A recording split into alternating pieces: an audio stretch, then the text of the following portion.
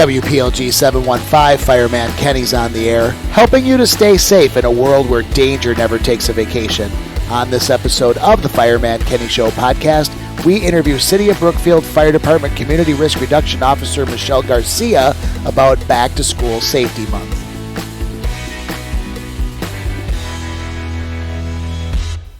Welcome back to all 13 of our loyal listeners to another installment of the Fireman Kenny Show. Be sure to like, follow, and subscribe to the Fireman Kenny Show podcast on Spotify, Apple Podcasts, YouTube, or whatever platform you're listening to the show. August has been declared as Back to School Safety Month. With us on this episode is City of Brookfield Fire Department Community Risk Reduction Officer Michelle Garcia to talk about back to school safety tips. Before we begin the podcast, we would like to mention our sponsors. For over a century, the National Fire Sprinkler Association has been advocating for a stronger industry and a safer world by promoting fire sprinklers in model codes and legislation. Their mission is simple: to protect lives and property from fire through the widespread acceptance of the fire sprinkler concept. Be sure to follow the National Fire Sprinkler Association on Facebook, Twitter, and LinkedIn. You can visit the National Fire Sprinkler Association website, www.nfsa.org. We would also like to thank our friends at Fire Suppression Solutions, distributor of fire suppression products for the fire service and for home use. You can follow Fire Suppression Solutions on Facebook, Twitter, LinkedIn, and YouTube. Now a word from Fire Suppression Solutions. Fire can strike without warning, leaving you with precious little time to react. And if you are not prepared, the damage can be devastating to life and property. In the blink of an eye, your home or business could be on fire, with flames doubling in size every 30 seconds, leaving you helpless and unable to respond. Don't let this nightmare become a reality. That starts with being prepared. Our fire suppression products are designed to equip you with an effective response to any fire emergency, all while limiting additional damage, making you the true first responder, giving you the peace of mind that you have what you need to keep your loved ones and property safe until more help comes. Do you have a plan to respond to a fire emergency at your home or business? Protect your family, pets, and property with the tools from Fire Suppression Solutions. Contact us today and finish putting your plan into effect before it's too late. For more information on Fire Suppression Solutions products, you can visit firess.us. Welcome back to all 13 of our loyal listeners for another installment of the Fireman Kenny Show podcast. August has been declared as Back to School Safety Month. With us on the show is Community Risk Reduction Officer Michelle Garcia from the City of Brookfield Fire Department. Michelle, welcome to the show. Thank you so much, Kenny, for inviting me to the Fireman Kenny podcast and give me the chance to share some important back to school safety tips with your listeners. My name is Michelle Garcia, and I've been the Community Risk Reduction Officer with the City of Brookfield Fire Department for the past 8 years. Before that, I spent 10 years as an elementary school teacher and 11 years as a 911 emergency dispatcher. In my current role, I coordinate and teach with my colleagues several prevention programs for children here in the City of Brookfield, such as our Survive Alive House and Safety Town programs. These are designed to help school-age children learn how to stay safe, and many of the topics we'll be talking about today come directly from these programs. So, Michelle, as a school teacher, I'm thinking that the first part of the school year was probably your most favorite part, seeing as the school year can drag on pretty long after about 8 or 9 months of time dealing with the kids. So how much did you enjoy the first part of the school year? Oh, I really enjoyed back to school. Just the anticipation of getting back, meeting new students and families, just reminding me back to my childhood and how much I liked going back to school. And as a teacher, I got to enjoy it as well. Like I said, Kenny, back to school time has always been my favorite times of the year, as a kid, as a parent, and a teacher. The combination of my work experience and being a parent myself really helps me connect with children, families, and teachers and share practical, meaningful safety information. Now, while the first day of school is always filled with excitement, new teachers, new friends, and maybe even a new backpack, It's also the perfect time to give kids a quick refresher on some simple habits that can make a big difference in their safety. So let's dive into some of the most important back-to-school safety prevention and reminders. Whether your child walks, bikes, rides the bus, or gets dropped off at school. We'll also talk about how to stay safe once they're there, on the playground, the athletic field, or in the gym. And we can't overlook the topic of bullying, because it's something that can happen not just at school, but even at home or online. As my listeners know, the main focus of the Fireman Kenny Show podcast is prevention methods and community risk reduction. We need to get into back to school month and the safety tips, and prevention being the key. So Michelle, why don't we talk about prevention and safety for back to school month? Yes, Kenny. Before we dive into those specific tips, we want to first thank the National Safety Council, the Red Cross, and the American Federation of School Administrators for putting together such valuable resources for our families. If your student is younger or going to school for the first time, it's a good idea to make sure they know some basic but essential information. First of all, their phone number, their home address, how to reach a parent at work or another trusted adult, and how to dial 911 in an emergency. And of course, it's always important to teach children not to talk to strangers or accept rides from anyone they don't know. For families with kids who walk to school, review your walking safety rules, and if possible, practice walking the route together before the first day of school. Remind them to always use sidewalks when available, and if there's no sidewalk, to walk facing traffic. Before crossing the street, stop and look left, right, and left again, and make eye contact with drivers before stepping off the curb. Cross only at crosswalks or intersections, and stay alert by avoiding distractions. So, Michelle, when you and I were younger as Gen Xers, we didn't have as many distractions like cell phones or anything like that to keep us from being aware of what's going on the street. Why don't we talk about stuff like cell phones and other things that can keep attention away from the road? Yes, Kenny. Speaking of those distractions, the National Safety Council has been sounding the alarm on distracted walking, especially walking while using a phone. Kids don't often realize how dangerous it is. Before they head out, remind them, never walk while texting or talking on the phone, don't wear headphones that block out traffic sounds, and never cross the street while using an electronic device. So, Michelle, you see a lot of people, children and adults, that are walking around with their devices and not paying attention. So why does this matter so much? Yeah, I'll tell you why this matters so much. Last summer, I witnessed a very frightening situation right here in town.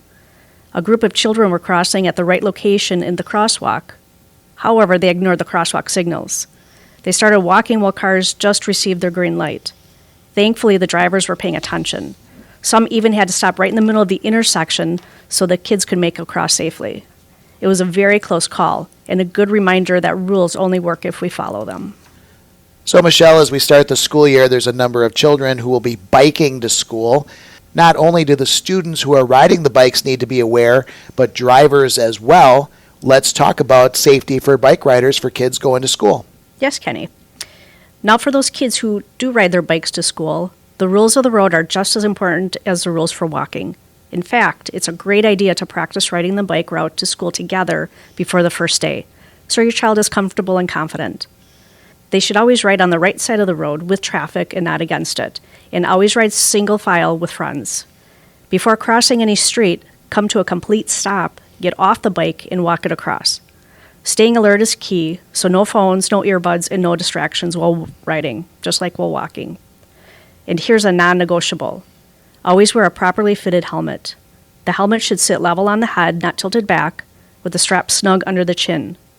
Bright or reflective clothing is also a big plus so drivers can easily see them, especially during early morning rides when visibility is low. Across the United States, there are so many children that ride school buses, and there are a number of school bus incidents every year. Why don't we talk about the safety tips involved with school buses? Yeah, Kenny. According to School Bus Fleet, in the 2023-24 school year, nearly 500,000 school buses transported about 21.4 million elementary school and secondary school students to and from school every single day in the U.S. That's a lot of kids and a lot of miles. The good news is school buses are the safest option for getting kids to school. They're safer than walking or riding in a car, and the National Safety Council even supports making them safer with lap and shoulder belt safety restraints. But as safe as they are, school buses can still be involved in crashes. The National Highway Traffic Safety Administration defines a school bus-related crash as any crash involving a vehicle being used as a school bus. This includes incidents where kids are getting on or off the bus. Here's what the numbers tell us. In 2023, school bus-related crashes killed 128 people nationwide, a 23% increase from the year before. From 2014 to 2023, about 71% of these deaths and crashes were people in other vehicles. 16% were pedestrians, 6% were bus passengers, 4% were bus drivers, and 3% were bicyclists. And when we look at injuries, 34% were bus passengers, 9% were bus drivers, and more than half, 52%, were people in other vehicles. The rest were pedestrians, bicyclists, and others.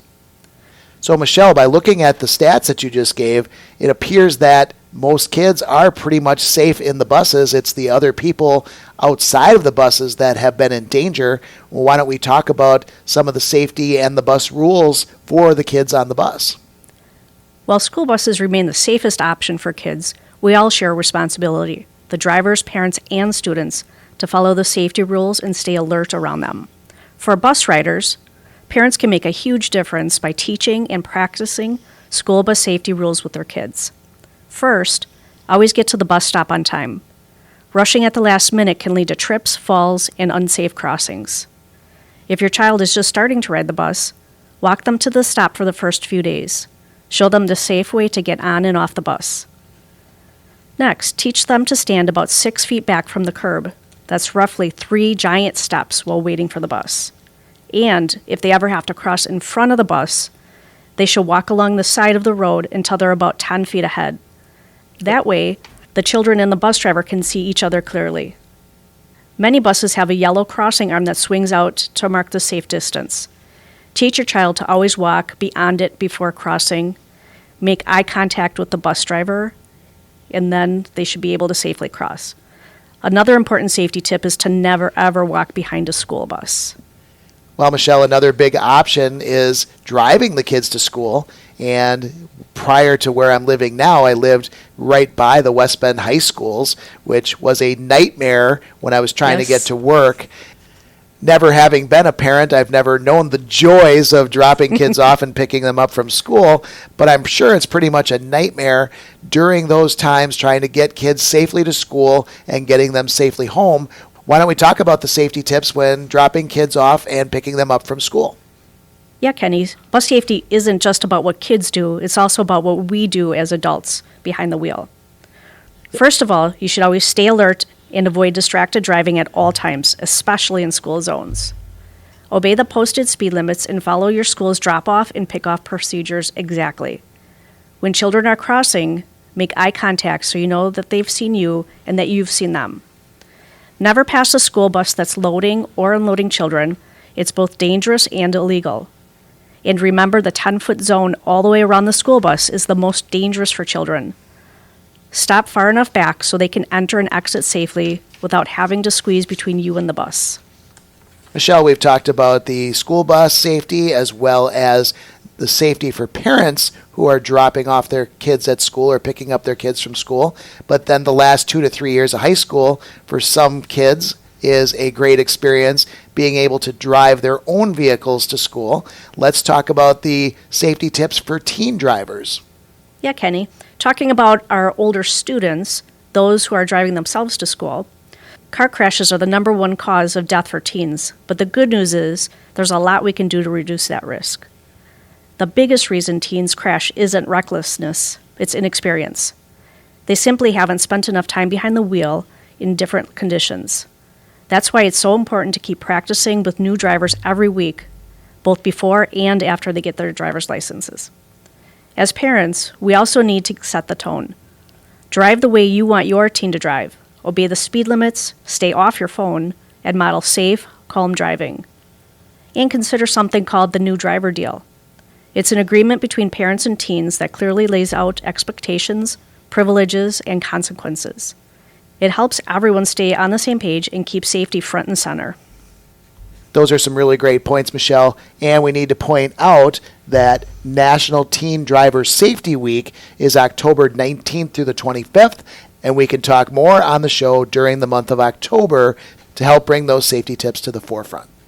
One of the hazards we're going to talk about is something that parents may not always consider a hazard, but could be hazardous, especially for small children, is backpacks. So Michelle, why don't you give some safety tips on backpacks? Yeah, backpacks are something that every student carries. Choosing the right backpack and using it properly can make a big difference in your child's comfort and safety throughout the school year. Look for backpacks with ergonomic features, padded straps, and back support that helps distribute weight evenly. And encourage your child to always use both shoulder straps rather than slinging it over just one shoulder. This helps prevent muscle strain and improves posture. Don't let the backpack get too heavy. Ideally, it should weigh no more than 5 to 10% of your child's body weight. Overstuffed backpacks can cause back and shoulder pain. If your child uses a rolling backpack, be cautious. These can be great for saving their back, but they can also create trip hazards in crowded hallways. Make sure they're used safely and stored properly when inside the building. Michelle, let's talk about places where students could get injured, and whether it's before school, after school, during recess, or during organized sporting activities, children can get injured on the playground or in the gymnasium or on the athletic field. Let's talk about some safety with school during playground and sports. Yeah, Kenny. Once the kids are at school, safety on playgrounds, gyms, and sports fields becomes a huge focus. According to the Children's Safety Network, over 200,000 playground-related injuries are treated in emergency departments every year. And sadly, about 15 children die annually from playground-related injuries. Kids ages 5 to 9 are the most likely to get hurt, with falls being the most common cause, making up to 44% of injuries from outdoor playground equipment. As a teacher, I saw many broken arms from kids falling off of monkey bars over the years. Fractures are the most frequent injuries that we see. Those are great points, Michelle. And one of the things is there are children who are wearing things that, like, let's say, jewelry that could cause an injury while they're involved in these activities. Let's talk about some of those safety tips. Yeah, Kenny. To help reduce the risk of those other injuries, such as strangulation hazards, it's a good idea to have your child leave necklaces and jackets with drawstrings at home on playground days. Yeah, Kenny. And the last thing I'd like to follow up with is while a few bumps and bruises come with playing sports or even playing on the playground, head injuries are a serious concern that should never be ignored as well. If your child hits their head, make sure they get checked out by a medical professional before returning to play. Everything we've talked about so far really deals with physical injuries. Let's talk about some of the mental hazards that can take place during the school year and how we can go about preventing them. Yeah, Kenny. Another important safety issue at school and even at home is bullying. It can cause both emotional and physical harm, so it's something we all need to take seriously. According to the National Bullying Prevention Center and Pacer.org, nearly 1 in 5 students, which is about 19%, report being bullied. In a study across 83 countries, that number rises to almost 1/3 of adolescents. Girls tend to report bullying more than boys, and unfortunately, many kids who are bullied expect it to happen again. The most common forms of bullying include spreading rumors and being made fun of or called names. And then there's cyberbullying, which has increased dramatically over the past decade. Among students 12 to 18 who are bullied at school, over 20% have also been bullied online or by text. Cyberbullying rates are higher among girls, with hurtful comments, exclusions from groups, and embarrassing posts being the most common. October just happens to be National Bullying Prevention Month, a great time to raise awareness and stand up against bullying. Here's what we can do to prevent bullying. First of all, encourage kids to report bullying. It's not tattling, it's helping someone stay safe. They can tell a trusted adult like a parent, teacher, counselor, or coach. The next thing is to be clear about your school's policies on bullying so everyone knows what behavior is expected. The next thing would be to empower bystanders, those who see bullying, to act responsibly by supporting the person being bullied or reporting what they see. And finally, if the first adult you tell doesn't help, keep telling others until someone does. These are some really great tips you've had so far, Michelle. What else can people do to help prevent bullying? If you see someone being bullied, be a friend. Include them. Walk with them and show you care. Sometimes that simple kindness means the world. If you feel safe, you can also stand up to the bully calmly by saying something like, "Stop it now," and then walk away. But never bully back. If standing up to the bully feels too hard, you can always go and tell an adult instead. And if you're left out of a group or friends turn against you, remember to find new friends and join clubs or activities that make you happy. Real friends will support you, not hurt you. This has been a really great discussion on back to school safety, Michelle. So do you have any final thoughts for our listeners? Yeah, Kenny, thank you so much again for having me on the Fireman Kenny podcast to talk about these essential back to school safety tips. Whether your child is walking, biking, riding the bus, driving, or just enjoying school activities, these are steps we can all take to keep them safe, healthy, and happy this school year. Remember, practice safety routines, stay alert, communicate openly with your children and their schools, and don't hesitate to get involved. From wearing helmets and watching for distracted walking, to understanding bullying and making sure kids know who to turn to, every bit helps. Your involvement truly makes a difference. Together, we can create safer, stronger communities where our children can learn and grow. I'm wishing everyone a fantastic and safe and also successful school year ahead. Thank you so much, Kenny.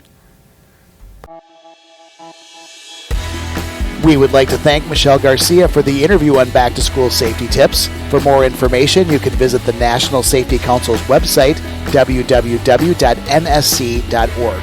Join us on our next episode when we interview Sarah Brown from the Department of Safety and Professional Services about the National Emergency Response Information System, or NERIS. WPLG 715, Fireman Kenny is returning to quarters. They answer the call to be there for you whenever needed. Sherwin Industries proudly salutes our first responders. Here's another important message on Jammin' 98.3. I'm firefighter paramedic Luke Stango with the New Berlin Fire Department. The National Safety Council reports over 100 deaths and 13,000 injuries related to school buses in 2019. Please, always remember, come to a complete stop when the school bus displays red flashing lights. Never pass a school bus from behind if it is stopped to load or unload children. Slow down in school zones where children are present, and be alert.